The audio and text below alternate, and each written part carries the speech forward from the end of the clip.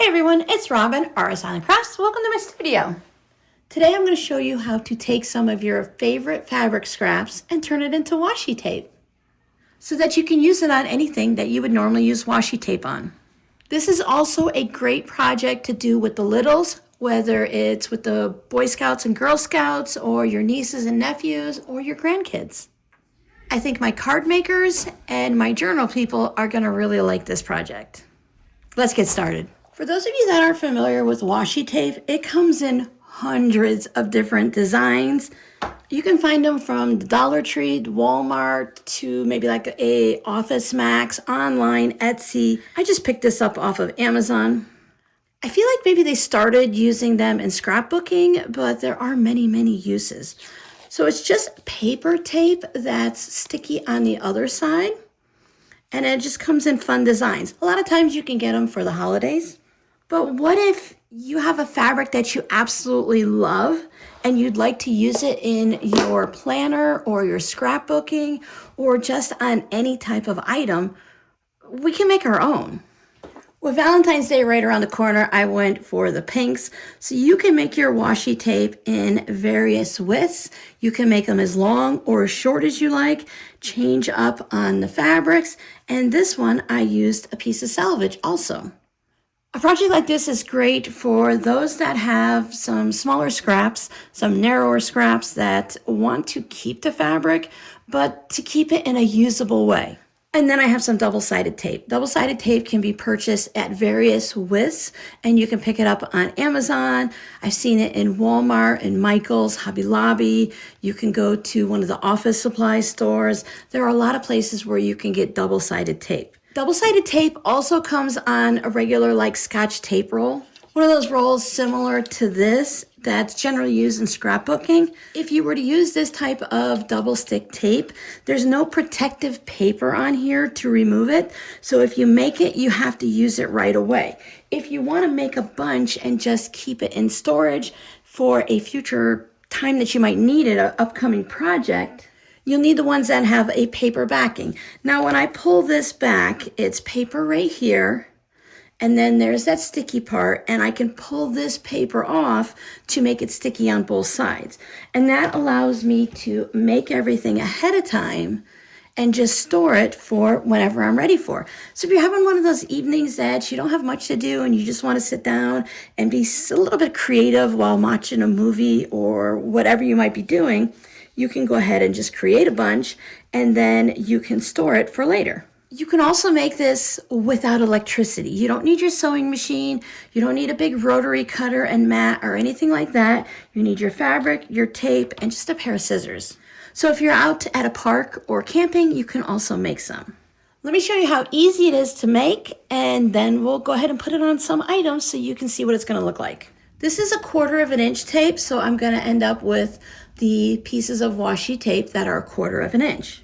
If I want it a little wider, but I only want to purchase one roll of tape, you can add more next to each other. See how they are just sitting next to each other to make your washi tape wider. I use this double-sided tape in card making, so I didn't want to have anything too wide. This one is just shy of a 1/2 inch.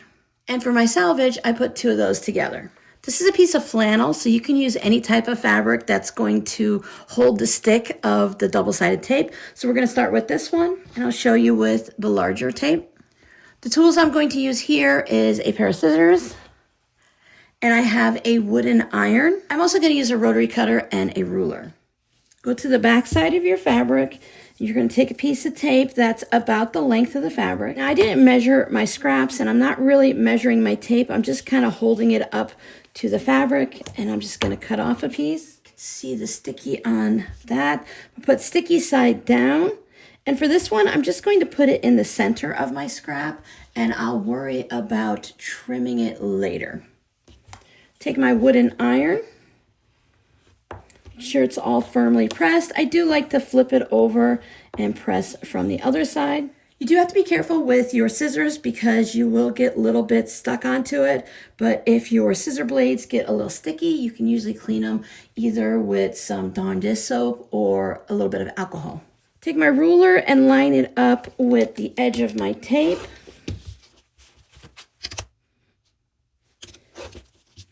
trim both sides, and then I'm also going to trim the end.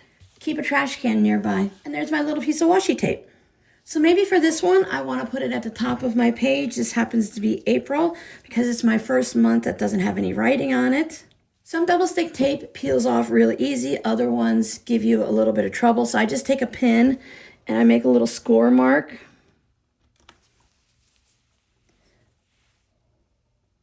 If you've ever worked with like a heat and bond product, you're familiar with this technique. And it just allows me to get the pin in there to pull the paper off. And now that makes my fabric sticky on the one side, and I can just lay it down wherever I want.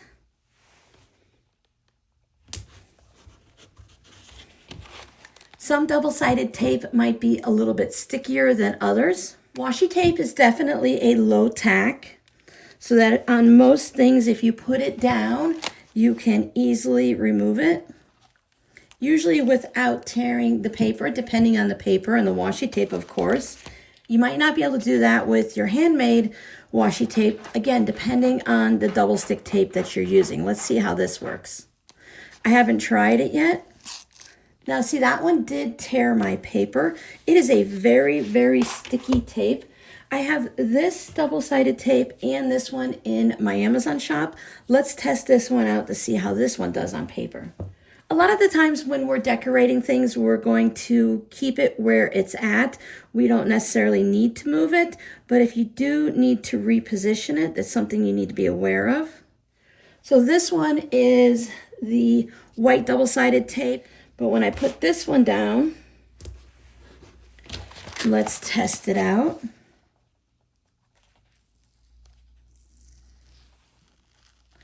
This one does pretty well. Just take it slow. With a lot of the stickers that I've seen, they generally aren't repositionable with planners either. Once you put them down, that's where they need to stay. So just be mindful if you're using washi tape in this manner, but it does stick really well. So if you have your double-sided tape and you want something wider, you could take your wider piece of fabric scrap, cut off 2 pieces. So with the second piece, I'm going to do my best to lay it right next to the first one. Make sure everything's adhered well.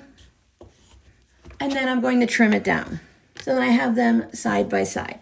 I wanted to show you something with the clothespin because you can put these on the clothespin to decorate them. Trim it to size. And then you just add it to your clothespin. Make sure it's adhered really well.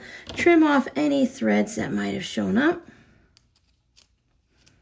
And now if you want to hang something up, you'll have clothespins that are decorated for whatever season or holiday or whatever you're decorating for. You can also put the piece right there to make sure it's covered completely. And now you have your clothespin decorated for the month of February or your favorite color. Now, if you have some type of a gift tag, you want to decorate it as a gift, you can also do that. So maybe I want to go ahead and put 2 fabrics on. Let me measure so I can cut off the extra. And then you can use your wooden iron or your finger or the back of a spoon. Press everything down. And if there's any extra sticking over, you can just trim it off. This is from a charm pack, so I just wanted a piece of cardboard. You could cover up the back and cover all of that up also. This is where you want to definitely use your cheap scissors and not your good sewing scissors. So now you have a tag or a bookmark. Now the last way that I would use it, of course you can use it in anything that works for you, would be to close an envelope, whether it's a handmade card, like one of my scrappy note cards. I use envelope glue to close my handmade envelopes if I'm sending out a thank you card, but I always worry if it's going to pop open at some point, so I usually put a sticker there, but you can also make the homemade washi tape and you could put that on your envelope. If it's something like it's going to match the inside of the card, I would probably use a piece of orange washi tape here. And after using my envelope glue and gluing it down, then I can just go ahead and put a piece of the fun washi tape across it just to hold it down. I've seen a lot of people use these on like the manila envelopes and stuff just to add a little fun color to it. So you could put it all the way across and just trim off the extra, or you can just have a small section on there. So if you're like me and you enjoy saving your fabric scraps, or maybe it's just those really special fabric scraps and you're not sure what to do with them, but you can't throw them away, maybe you want to try out making some washi tape to decorate your planner, your envelope, or anything else that sounds like fun. If you have a friend who you think would love to have their own washi tape custom made for them, you can also make up a little bundle for them, put it in a clear envelope, and give it to them as a gift. So thank you guys so much for hanging out with me. I'll see you in the next video. Happy scrapping!